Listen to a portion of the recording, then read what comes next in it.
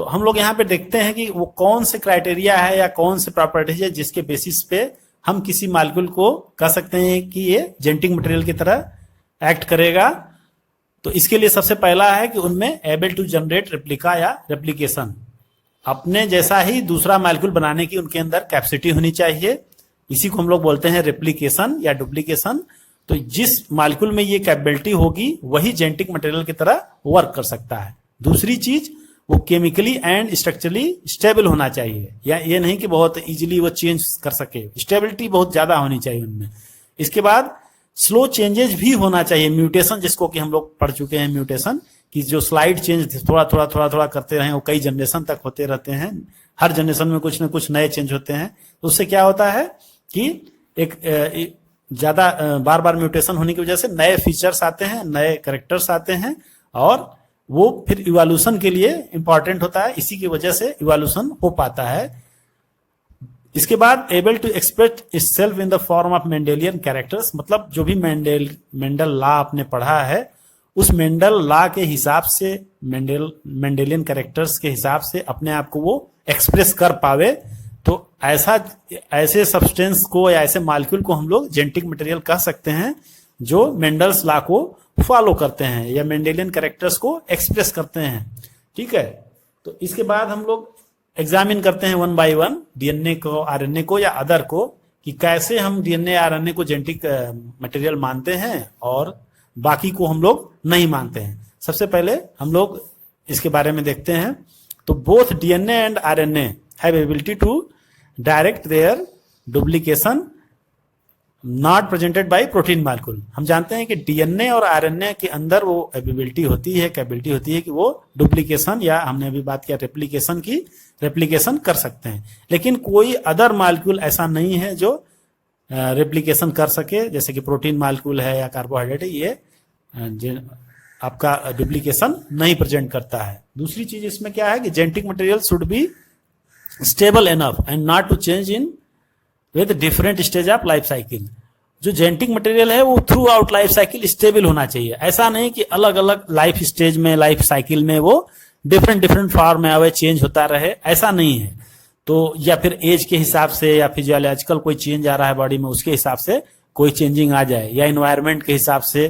तो ऐसे genetic material को ऐसा होना चाहिए कि वो स्टेबल हो, और किसी भी चेंज की वजह से, डिफरेंट स्टेज की, लाइफ साइकिल के डिफरेंट स्टेज की वजह से, या एज फैक्टर की वजह से, या फिजियोलॉजिकल चेंजेस जो कि इन्वायरमेंट की वजह से हो सकता है या किसी और कारण से हो सकता है, तो उसकी वजह से उसमें कोई चेंजिंग नहीं होनी चाहिए।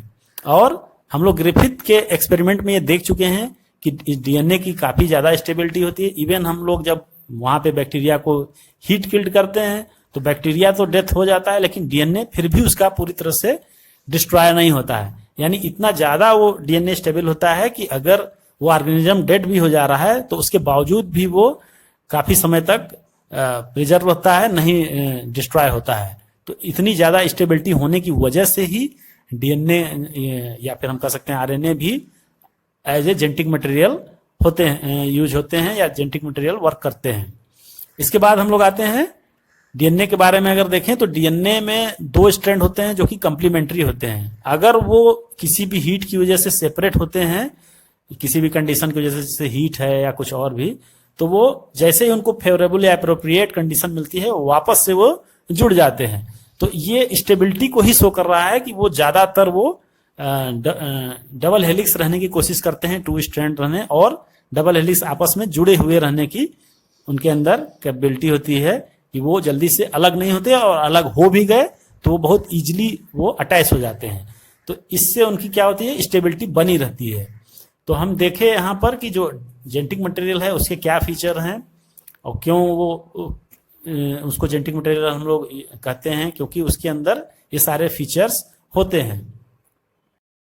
हार्से एंड चेस के एक्सपेरिमेंट से ये प्रूव हो चुका है कि डीएनए इज जेनेटिक मटेरियल। अब यहाँ पे ये क्वेश्चन ये उठता है कि डीएनए ही क्यों प्रीडोमिनेंट जेनेटिक मटेरियल है, क्यों नहीं आरएनए प्रीडोमिनेंट जेनेटिक मटेरियल है। तो उसके बारे में जबकि हम देखते हैं कि बहुत सारे वायरस हैं जिसमें कि आरएनए ही जेनेटिक मटेरियल है। जैसे एग्जांपल के लिए टोबैको मोज़ेक वायरस है, बैक्टीरियोफेज वायरस है, QB bacteriophage virus, corona virus जो आजकल आप सुन रहे हैं सबसे ज्यादा उसके बारे में, वो भी एक आरएनए वायरस है। इसके अलावा आरएनए जो है वो मैसेंजर का भी डायनेमिक फंक्शन करता है, इसके अलावा एडाप्टर का भी काम करता है। तो ऐसा क्यों है कि डीएनए ही प्रीडोमिनेंट जेनेटिक मटेरियल है, इसके बारे में हम लोग समझना चाहेंगे कि क्यों ऐसा है।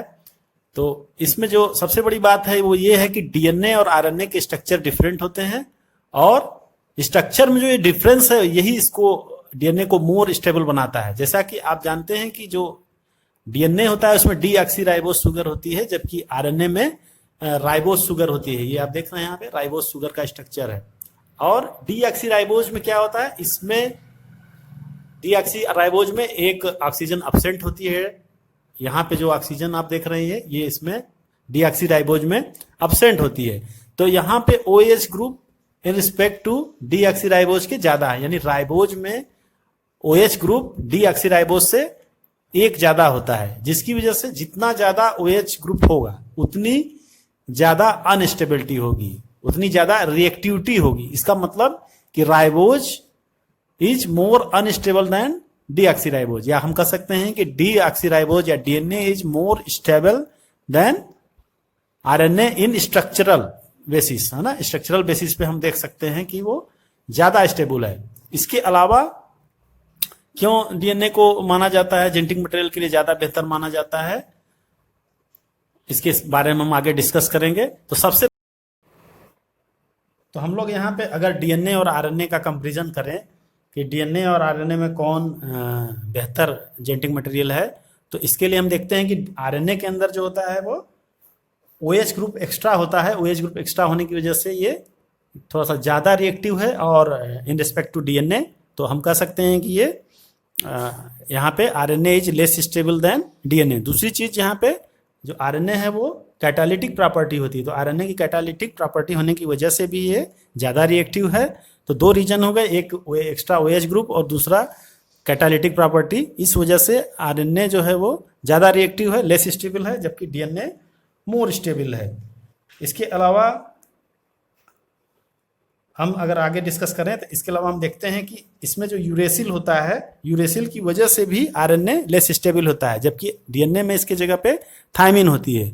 तो ये स्ट्रक्चरल डिफरेंस है, ग्रुप का डिफरेंस है, जिसकी वजह से आरएनए और डीएनए का अगर हम कंपेरिजन करें तो हम देखते हैं कि डीएनए इज मोर स्टेबल। इसके बाद हम देखते हैं कि वो डीएनए और आरएनए दोनों में ही म्यूटेशन की प्रॉपर्टी होती है, लेकिन आरएनए में स्टेबिलिटी कम होने की वजह से या अनस्टेबल होने की वजह से म्यूटेशन जो होता है वो फास्टर रेट पे होता है। तो इसकी वजह से जो वायरस आरएनए जीनोम रखते हैं और शॉर्टर लाइफ स्पान होता है जिनके अंदर, वो उनके अंदर म्यूटेशन और इवोल्यूशन फास्टर होता है। ठीक है, जैसे आजकल हम लोग कोरोना वायरस के बारे में सुन रहे हैं कि इसके अंदर बहुत तेजी से म्यूटेशन हो रहा है और इसमें चेंजिंग हो रही है, जिसकी वजह से इसका कोई भी वैक्सीन बनाना या कुछ भी इसका ट्रीटमेंट करना ज़्यादा मुश्किल हो रहा है, क्योंकि इसके साथ यही समस्या आ रही है कि वो आरएनए वायरस है और वो अनस्टेबल होने की वजह से उसमें म्यूटेशन बहुत तेज़ी से हो रहा है।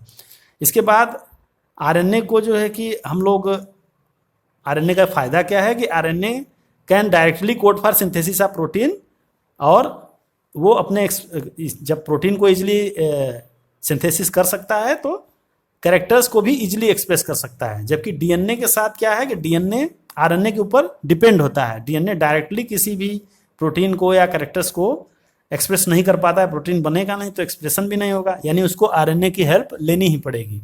तो इस तरह से हम देखते हैं कि डीएनए जो है डिपेंड है किसके ऊपर, आरएनए के ऊपर। ठीक है, तो हम ये देखते हैं कि डीएनए और आरएनए दोनों जो है जेनेटिक मटेरियल की तरह फंक्शन कर सकते हैं, लेकिन डीएनए मोर स्टेबल होने की वजह से इंफॉर्मेशन, जेनेटिक इंफॉर्मेशन के स्टोरेज के लिए ज़्यादा प्रिफर्ड होता है।